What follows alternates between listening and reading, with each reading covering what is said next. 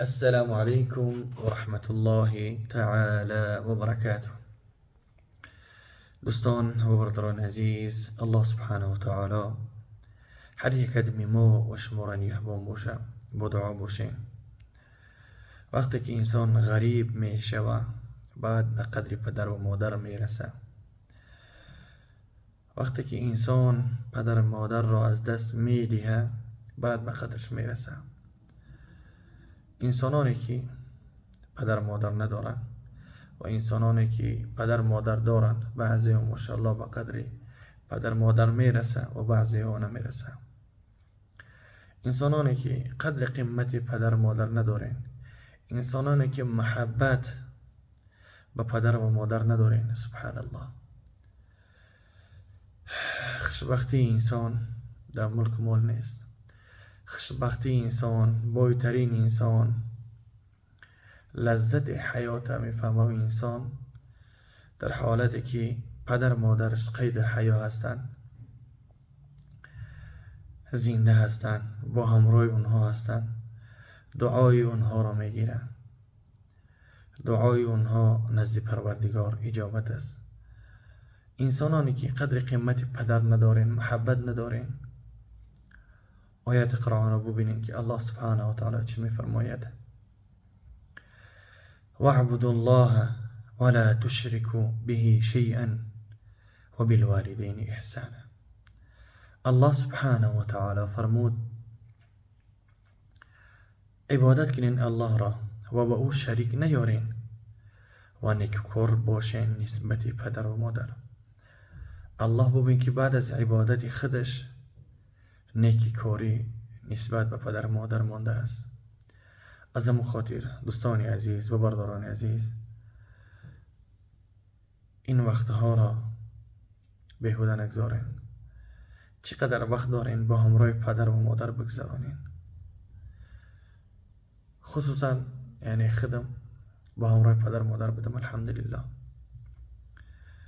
وقتی که 3-4 رسید که بگیم از پدر و مادر دور هستیم، همه چی هست الحمدلله، یگان کم بدی نداریم. اما پدر و مادر که نمیرسه، مثل که هیچ چیز نیست در پیشت، یگان چی نمیتوان.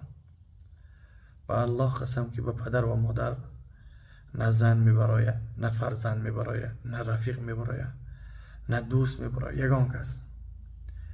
جا و مکان ما تغییر دادن میتونیم، یار و رفیق پیدا کردن میتوانیم، زن فرزند پیدا کردن میتوانیم به خواست الله. اما پدر مادر را پیدا کردن نمیتوانیم. یگان کس جای پدر و مادر را گرفته نمیتوانه، یگان کس جای اونها را تغییر دادن نمیتوانه. انسانانی که به خاطر زن فرزند شده پدر و مادر را نیکوکاری نمیکنین، پدر مادر را میرنجانین، و والله که خسر الدنیا و الاخره میشین. هم ضرر دنیا میبینین و هم ضرر آخرت. با همون خاطر از الله سبحانه و تعالی طلب میکنیم که خداوند همه ما و شما را توفیق بندگی عطا بفرماید. دعای پدر و مادر اجابت است. از پدر و مادر دعا طلب کنین. انسانانی که در کارتان مشکلی دارین، انسانانی که در کسب و کارتان برکت نیست، انسانانی که کار پیدا کردن نمیتوانین، از پدر و مادر طلب کنین. نمازها را با جا بیارین، از الله طلب کنین و پدر مادر را بگین که در حقتان دعای نیک بکنه. اگر مادر و پدر را آزار دادی، دعای اونها اجابت است نزد پروردگار.